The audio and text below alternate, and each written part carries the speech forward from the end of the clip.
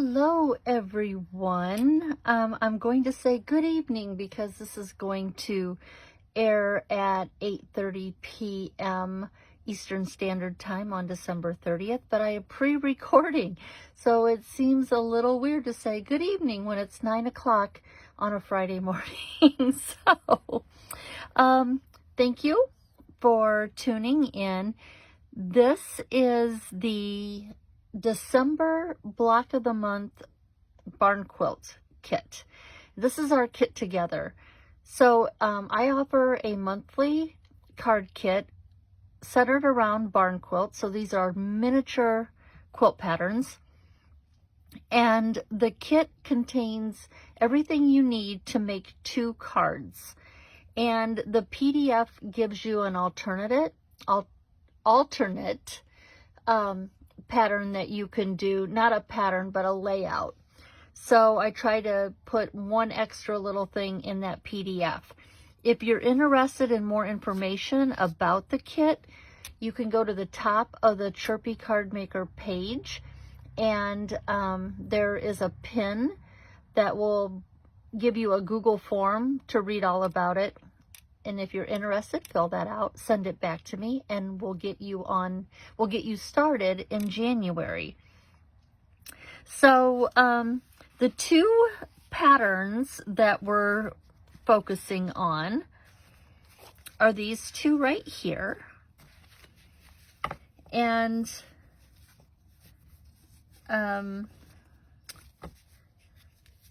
had the extra cards just because coming up with the pattern and creating photos for the PDF, I always end up with more than 2 cards.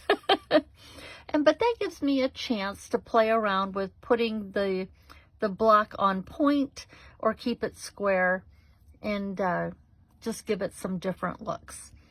So we're going to start with this block right here. So I'm going to move these out of the way. I'm going to bring in the block and everything I need to make it. Now during the live, I don't go over measurements. We're just going to put it together. If you've got the kit, I do ask in the PDF that if you're going to do it while we do the kit together, that you have your pieces already cut and ready to go. So let's see what I've got here. I've got my PDF next to me, and follow along with that. So we have our basic white base, and I've drawn a grid on it. The directions for the grid are in the PDF. And I'm going to start with my large triangles of Melon Mambo. And these are going to go in the outside corners. Now I always like to do a dry run, meaning I'm just going to place these triangles in the 4 corners and just want to make sure that my cutting is good. And sometimes with triangles, what doesn't work in one spot, if you move them around, they tend to work in another, or flip them over. So I'm pretty happy with that. So I am going to go ahead and start putting these corners down. Ooh, a little too much glue there on that one.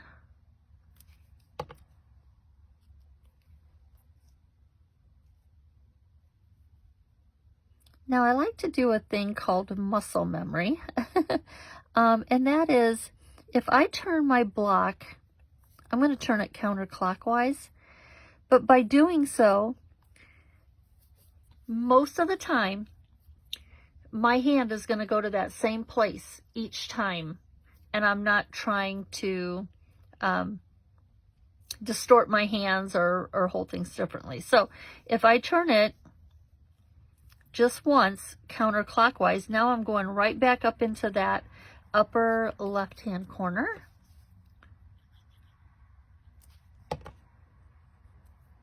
it just takes some of the thinking out of it, or the overthinking. And I'm not pushing down really hard on my pieces just yet, because if I need to move them, I have that that opportunity, because they haven't really stuck yet. See? Oh, goodness. And I want my cardstock pieces to be flush with the edges of the base there. Okay,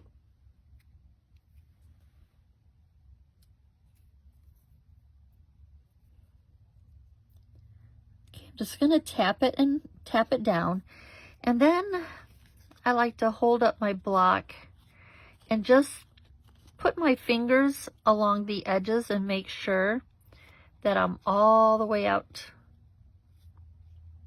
And here soon, that glue is gonna take, and I'm not gonna be able to push it around anymore. But this is pretty good. Okay, so there is step 1 for this block. Now I've got some smaller triangles in Cherry Cobbler and Real Red, and I'm going to put them across from each other. So Real Red will be across from each other, and the Cherry Cobbler will be across from each other. And it doesn't really matter where you start, but again, what I want to do, I'm going to put the long side of my triangle across the outside edge, and I'm looking for this to fill up that gap without any spaces. If you find that you do have a little space, just even it out. If it's really drastic, I would suggest cutting another triangle to see that it fits in there real well. So here I'm just playing, and I'm making sure that, get that little flake out of there.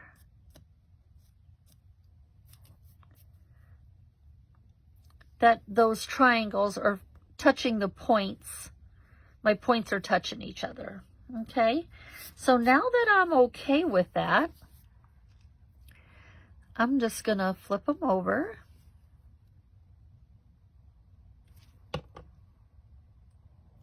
And what I'm going to do is I'm going to turn my block just slightly so I can line up that outside edge, and my hand just feels more natural.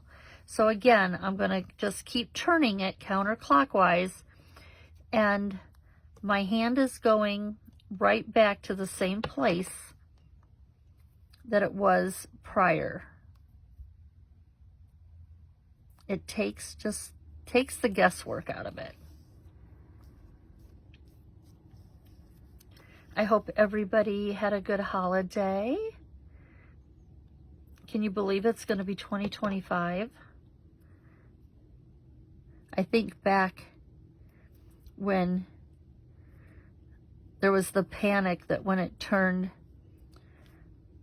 to, I think it was called Y2K. Look how far we've come. We are on year 25, and everybody thought the world was going to go haywire in 2000. Okay, so there I've got my triangle set in the center. See, that glue hasn't caught yet, so I need to be careful. Another tip, be careful when you're working with dark colors. I've noticed with the Cherry Cobbler, the dye that seems to be in the paper, if you have to do any erasing, you want to be really careful because you can smear that color onto your white or a light cardstock. So I just try to be really careful with the dark colors, especially one of them is cherry cobbler. Okay, so we've got our triangles in there. And now what I want to do, you can see that when I drew my grid, I've got a square in the center. And the square of Flirty Flamingo should fit nicely in that square and be touching my points of those triangles that we just put down.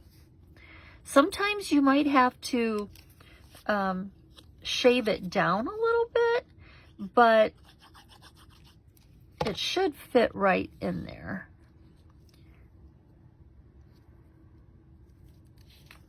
Okay, so I'm just gonna hold it like this. And the corners of my square should be touching those large triangles that are in the four corners. Okay, so now we got that down. What's left is our petal pink square, and this is going to be a square and a square, the center of our block, but I'm going to put it on point. And what I'm looking for is the corners of this inside square, when it's put on point, I want it to be, touching my other points. If you're a quilter, this is familiar to you. It's what we strive for when we do our piecing. We love it when our points match up, right? Same rules apply in making quilt blocks from paper. You're striving for that same thing. So there is block number 1. Now what I would do is I would mount this to the frame that's underneath it, and then I will run it through an embossing folder to give it texture. I like a rustic texture, and so having all of these different layers on here, the pattern when it embosses is actually going to have spots where it hits and misses, but that's okay because I think it gives it that aged wood look where you've got imperfections in the wood. So there it's mounted on the frame. And when I run it through an embossing folder, which if you've followed me for any amount of time, you know that the retired subtle embossing folder is my favorite, and I still use it to this day. So here I've already got a square that's done that we'll put on our card, and I will finish up with this one after we're all done here. So I'm going to set those aside. And I'm going to bring in the parts that we need for our second barn quilt, which is this pattern right here. Again, I've got my grid already drawn on. I've got my pieces here. Let's talk about this heart for just a moment.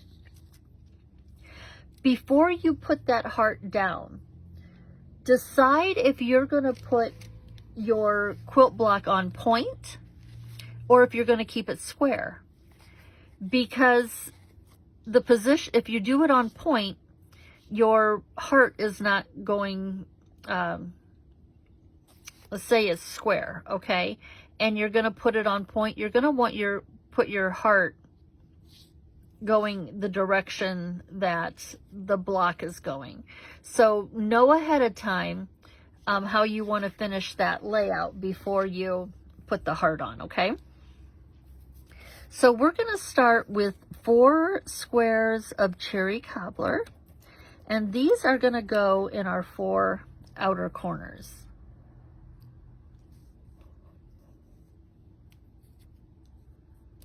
And they should sit right inside our grid. That looks pretty good. So I'm going to go ahead and I'm going to put these down.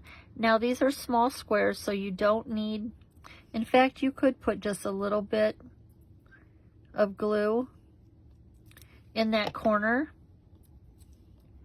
and then drop your square right on top of it. Just be careful not to get too much, because with the Tombow, it does move underneath the 2 layers of paper, and you don't want it like squishing out the sides. We want to keep the glue on the paper, not on our hands. Again, I'm working with cherry cobbler, and it's such a strong color that I can easily transfer the dye that's in this paper to my white, and I don't want to do that.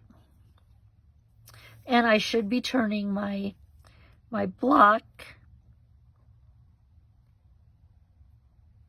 Sometimes I just get in a rhythm and I just start laying down. But I think it's helpful that, excuse me, if you see that you can go back to the same place with your hand every time, it just makes it easier. Takes some of the, not guesswork, but yeah, it is kind of like guesswork, because if your hand feels awkward, then you start, you know, doing all kinds of twists, and we want it to be easy on our hands. So I'm just gonna hold that right there while that glue takes, and go around and just make sure that those little squares are all the way out to the edge. So there's the first step. Now we're going to bring in those really tiny squares of real red. And where our outside squares sat on the outside of this drawn line, our real red squares are going to sit on the inside corners of that square that's in the center, and our corners of our squares should touch each other. Okay, so this is what you're going for on this step right here. Alrighty? Okay, so let's just put a little tiny bit of glue down.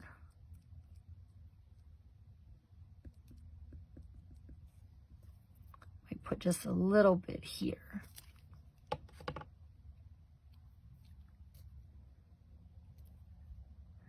Using my pencil lines to help keep me straight. I'm not going to push it down real hard yet. And then rotate my block. I'm going to put a little bit of glue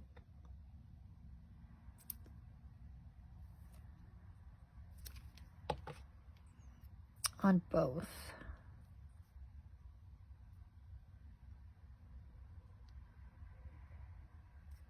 I got a little bit of glue coming out, so I do not want to push that down anymore just yet. I think I better just stick to putting a little glue in one spot.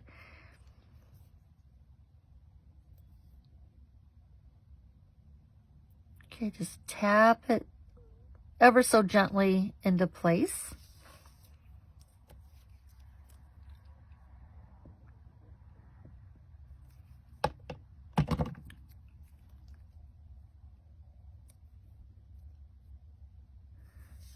Okay, so now we're back at the beginning.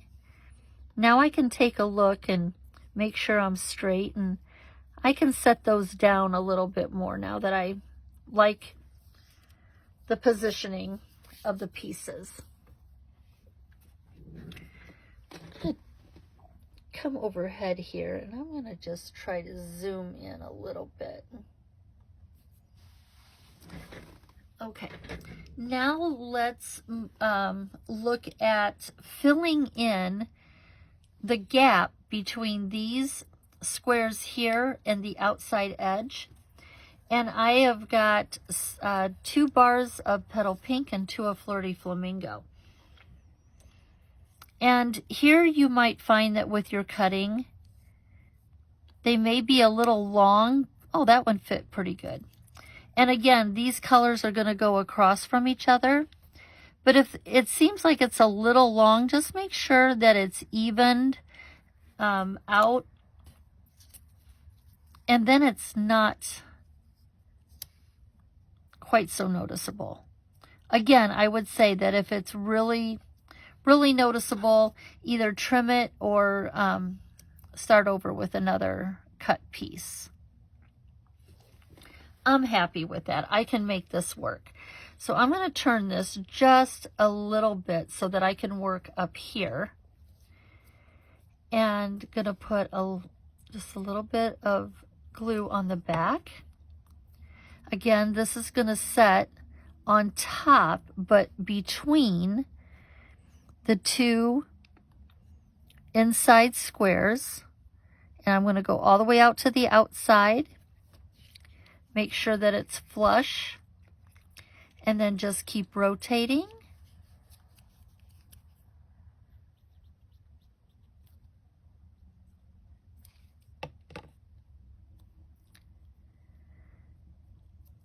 You want the same color across from each other, so it goes like every other one.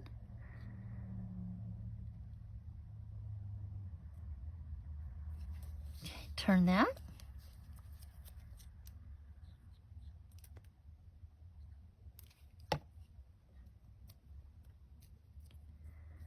And then put this one down, and you just want to even it out if it's a little long.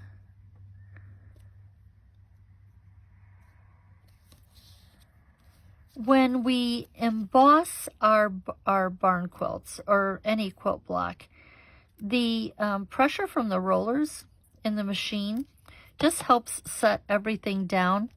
And sometimes it's like a miracle worker. It can just take away the imperfections that you saw from the get-go and just blend them in so well that you don't notice it.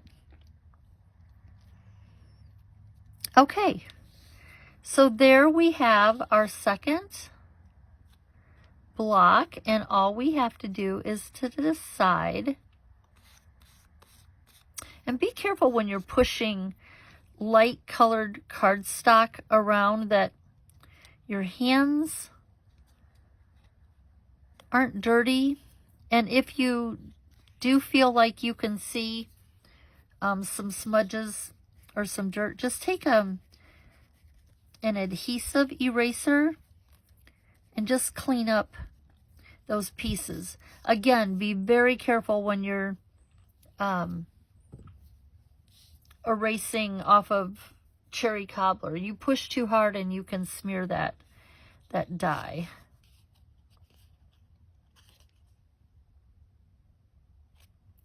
Okay. So let's see. I think I'm going to put it on point. So I'm going to go ahead and glue my quilt block to the frame. And then I'll turn it on point and set my heart in there. Just make sure we're getting a nice even border on all 4 sides of our frame.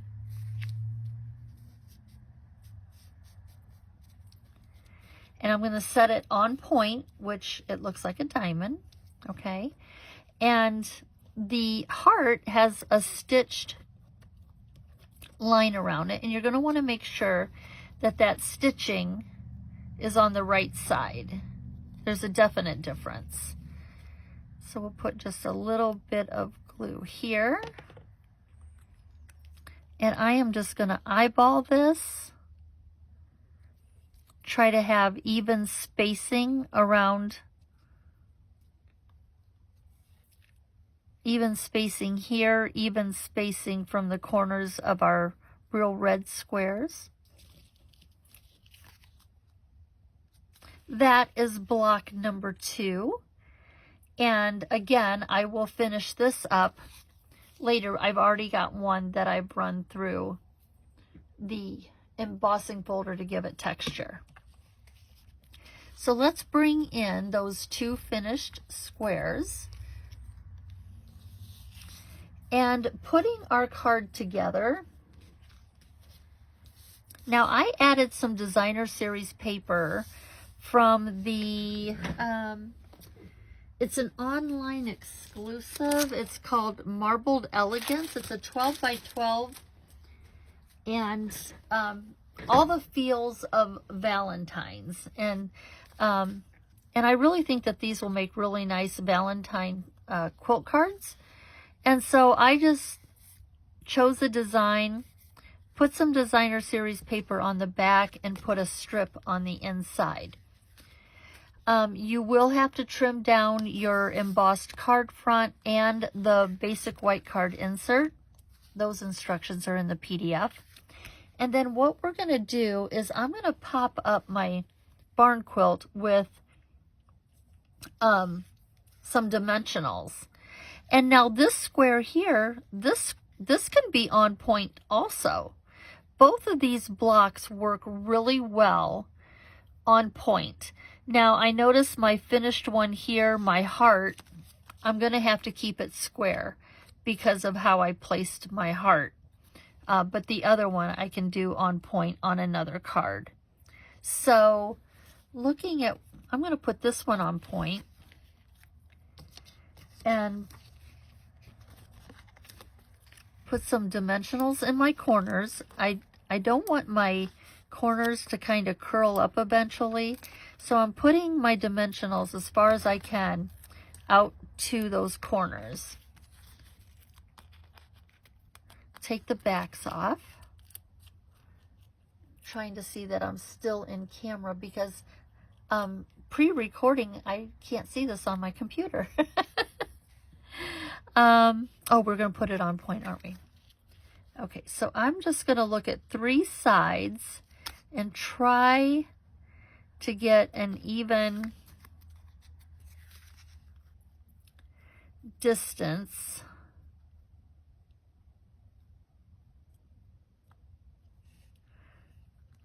On the on those. I have to turn it just a little. I think that looks good. So there is that card. And then because of how I place the heart, this is going to have to remain square, but that's okay. And then I'm going to show you the alternate card layout that I designed for you, and it's in the PDF. You're going to want to always look at the alternate layout, just so that you know how to cut the embossed card front, just to see what modifications you need to make, okay? The standard way that we do them is I like to give you a piece of embossed cardstock that will look like the surface of a building.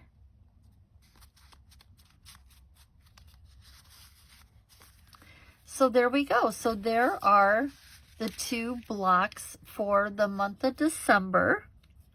And then I'm going to show you that alternate layout. So this is the barn door layout. So when I open this, it's like a barn door. And I just cut my pieces, well,